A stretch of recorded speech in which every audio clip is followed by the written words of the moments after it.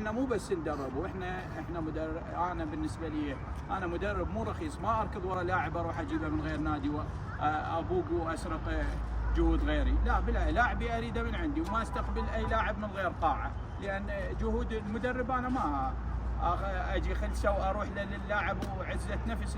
المفروض المدرب يكون عنده عزه نفس وكرامه، ما يروح للاعب مو ماله ويروح يقول له تعال العب واللاعب اللي يتركنا احنا رخيص نعرفه رخيص ما نهتم به ولا نريده.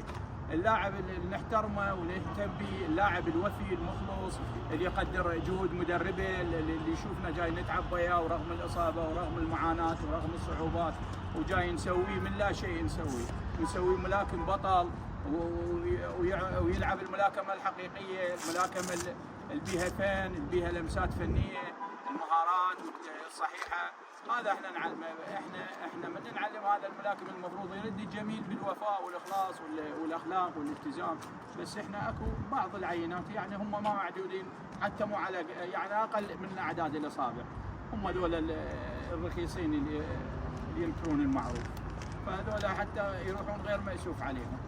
احنا ما يهمنا لو بطل العالم وما عنده اخلاق ما نريده، ما اصلا ما نقلبه. احنا اللاعب اللي يستاهل، الخلوق المؤدب، هذا نتعب عليه ونسوي 60 هذا اللاعب. احنا اي لاعب مؤدب وخلوق احنا نداريه ونعلمه الصحيح، نأكد على رجليه وعلى مهاراته.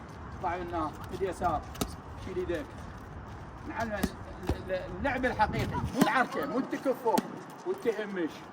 اللعبه فن اللعبه، ايدك حافظ على رجليك، اطلع من النار، روح من النار، رجلك اهم شيء.